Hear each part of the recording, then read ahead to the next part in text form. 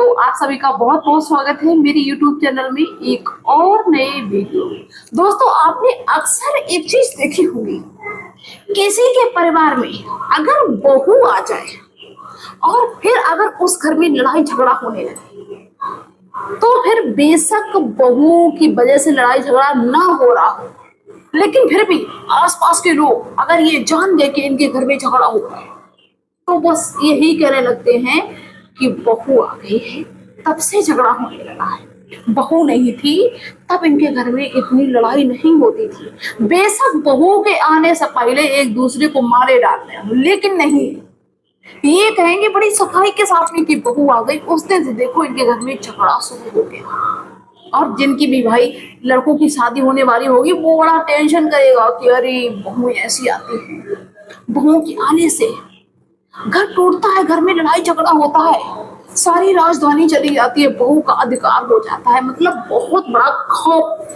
पैदा हो जाता है लोगों के अंदर। और फिर चाहे बेशक बहू की गलती ना हो, बाकी जो घर वाले हैं, घर के सदस्य हैं, उनकी गलती हो, लेकिन फिर भी खौफ रहता है। ये चीज तो आपने देखी होगी। और दूसरी चीज पता क्या होता है कि जैसे अक्सर पति पत्नी का झगड़ा हो जाए और या उनका डिवोर्स हो जाए, कई देखा है मैंने, कई लोगों का डिवोर्स हो जाता है कि अगर उनका रिश्ता सही नहीं चलता, डिवोर्स हो जाता है, तो उसमें भी अक्सर अगर ससुराल पक्ष के लोग हैं, घर की तो है ही, वो तो बुराई करेंगे, पास पड़ोस के हैं, वो भी यही कहेंगे कि नहीं, औरत की गलती थी जिसकी वजह से इसके पति से इसका तलाक हो गया, इसका कहीं दूसरी जगह पे चक्कर चल रहा होगा, इसलिए इसका मन नहीं लगा।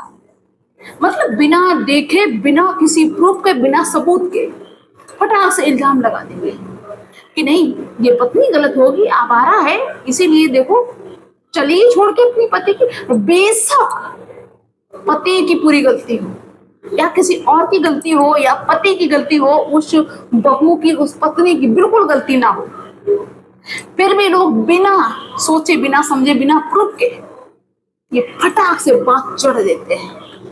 तो इस तरह अगर जिसकी सोच है वो मेरी बात को ध्यान से सुने। वैसे भाई मुझे लगता नहीं कि कोई अपने आप को गलत समझे, जिसकी सोच ऐसी होती भी है वो भी तो सोचता है कि नहीं हम बहुत अच्छा सोचते हैं, लेकिन पता कभी कभी रिश्ते, एक हम आपको कारण जो बताने जा रहे हैं, इसकी वजह से टूटते हैं, इसकी वजह से घर टूटते हैं, इसकी वजह से पति से रिश्ता टूटता है, इसकी वजह से डिवोर्स वाली स्थिति आती है। पता कौन सी? कि जैसे बहू आ गई, अब पहले तो सब घर के सदस्य थे, बड़ी अच्छी पटती थी, अब जब कोई एक बाहर का आ गया तो फिर इनको एडजस्ट होने में दिक्कत होने लगी। ये बाहर की आ गई है, अब इसके सामने कैसे खाएं, कैसे पिए, कैसे सोएं, क्या करें, मतलब एडजस्ट होना बड़ा मुश्किल पड़ने लगा। अब जरा सी कोई बात हो गई तो तुरंत खींचातानी वाला माहौल, झगड़ा होने लगा, लड़ाई होने लगी।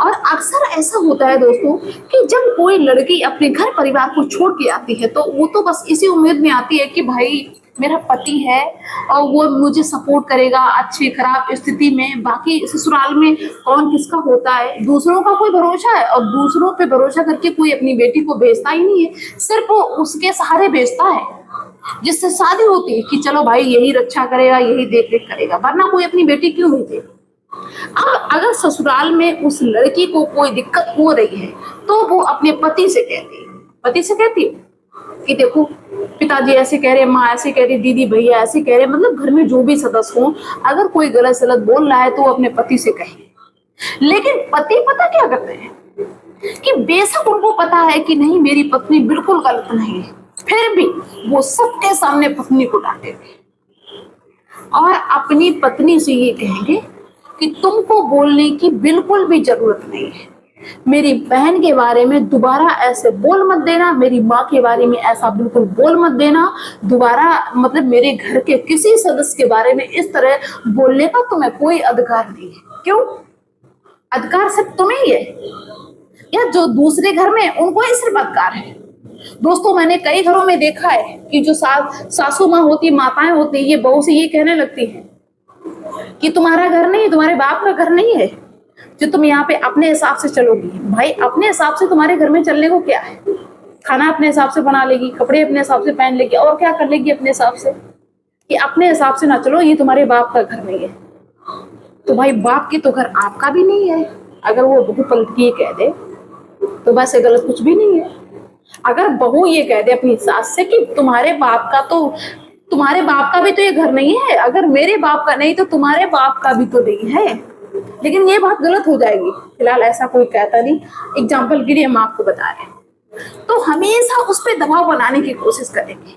और मतलब जो पति होते हैं उनका पता है क्या होता है सिस्टम, कि घर वाले बाकी कोई कुछ भी गलत बोलता रहे उनकी पत्नी को, तो ये बिल्कुल बोलने में शर्मिंदा होते हैं, बिल्कुल नहीं बोल पाएंगे। अरे बोल कैसे दे, वो माँ है, भाई है, पिता है, उनके सामने तो बोल ही नहीं सकते हैं। ऐसा लगेगा इनके मुंह में बिल्कुल जबान नहीं है।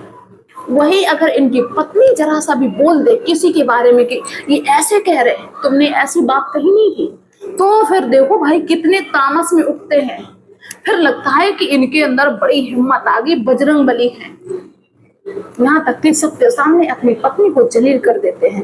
दोस्तों कई बार इसीलिए जो पति पत्नी के रिश्ते हैं डिवोर्स वाली स्थिति में पहुंच जाते हैं, क्योंकि जो पति होते हैं ना बिल्कुल सपोर्ट नहीं करते हैं, और जो गलत चीजें होती हैं उसी को बढ़ावा देते हैं। जैसे पति ये कहने लगे कि नहीं माँ सही है, माँ बेशक गलत हो, जो बहन है वो सही है, बेशक वो बहन गलत हो, सही गलत को नहीं समझते, हमेशा पत्नी को दबाने की कोशिश करते हैं। आखिर में कोई इंसान कब तक सहन करेगा, कब तक सब्र करेगा। सच का साथ दो, झूठ का साथ मत दो। अब जब उनसे तुम एक शब्द नहीं बोल पाते हो, वो गलत भी बोल रही होती हैं या घर के जो भी सदस्य है वो गलत बोल रहे हैं, उनसे तुम खुल के बात नहीं कर पा रहे, लेकिन पत्नी तो बेचारी वैसे भी दबी हुई है, उसने जरा सा भी बोल दिया तो फिर तुम्हारे मुंह में जबान आ जाती है। ये होता है पतियों का लक्षण। क्यों ऐसा क्यों होता है? क्या सिर्फ घर में एक ही सदस्य ऐसा होता है जिसको दबाया जा सकता है, बाकी किसी को दबाया नहीं? इससे पता क्या होता है कि बेशक जो भाई पति है उनको ये लगता हो कि इससे जो स्थिति है वो घर की सुधर जाएगी, इससे सुधरेगी नहीं, इससे और भी ज्यादा बिगड़ जाएगी। एक इंसान को चुप करा के तुम अपने घर की स्थिति को सुधार नहीं रहे हो, बल्कि और ज्यादा बिगाड़ रहे हो, क्योंकि जिसकी गलती होने पर भी तुमने उसकी गलती को इग्नोर किया। उसको ये नहीं लग रहा कि नहीं मेरी गलती को इग्नोर किया गया, बल्कि उसको ये लग रहा है कि नहीं हम ही सही थे, तभी मेरे बेटा ने साथ दिया, तभी मेरे भाई ने साथ दिया, और वो दोबारा फिर से उसी गलती को दोहराएगा। और जो आपकी पत्नी है, जो भी मुझे देख रहा है, वो कब तक इस चीज को सहेगी, कब तक ये टॉर्चर सहेगी कि चलो दूसरा कहे तो कहे, उसका पति भी उसको गलत बोल रहा है, पति भी उसका साथ दे रहा है जो गलत है, तो वो परेशान हो जाएगी। फिर एक दिन वो अपने आपे से बाहर हो जाएगी और वो वही करेगी जो उसको करना, क्योंकि वो बहुत दिन तक ये देखती है कि अभी ये लोग सही हो रहे हैं, अभी ये लोग सही हो रहे हैं, लेकिन जब वो सही होने का नाम नहीं लेते हैं तो वो फिर खुद सही करने के लिए बीड़ा उठा देती है। आप सभी से बस इस वीडियो में यही कहना चाहते हैं कि एक इंसान को दबा के, गलत चीजों को दबा के अगर आप ये सोच रहे हैं कि हम घर की स्थिति को सुधार ले, तो उससे आपके घर की स्थिति सुधरेगी नहीं बल्कि बिगड़ और जाएगी। तो कोशिश करिए ज्यादा से ज्यादा, चाहे आपकी पत्नी हो, माँ हो, बहन हो, भाई हो, जो गलत है उसको गलत कहो कि भाई तुम गलत हो, ताकि वो दोबारा अपनी गलती को सुधार करे, गलती का सुधार करे, दोबारा उस गलती को ना दोहराए। अगर आप उसी गलती पे पर्दा डालते रहे तो वो दोबारा उस गलती को दोहराएगा, और भाई मेरे यकीन मानिए तुम्हारा रिश्ता टूट जाएगा, तुम्हारा रिश्ता डिवोर्स जैसी स्थिति में पहुंच जाएगा, क्योंकि वही इंसान वो समझ जाएगा, जो तुम्हारी पत्नी है मान ले, वो समझ जाएगी कि नहीं इनके बस की कोई बात नहीं है। अब जो भी देखना है मुझे भी देखना है अपने हिसाब से। और दोस्तों यकीन मानिए हम आपको एक बात है, जिसका पति सही गलत का फैसला कर लेता है उसके पत्नी कभी बीच में बोलती ही नहीं, उसके पत्नी को ये जरूरत ही नहीं पड़ती है कि वो सबसे बोले, सही गलत के बारे में वो बोले, क्योंकि उसको पता है कि उसका पति सही गलत को समझता है, वो खुद कह लेंगे। इसलिए सभी लोग सत्य का साथ दीजिए, सही का साथ दीजिए, असत्य का साथ ना दीजिए, और अपने रिश्ते को खुशहाल बनाइए। और जो लोग गलत कर रहे हैं उनको गलत करने से रोकिए, ताकि जो वो गलत रास्ते पे चल रहे हैं उस पे ना जा सके। तो चलिए दोस्तों मिलते हैं नेक्स्ट वीडियो में, तब तक के लिए बाय सभी को।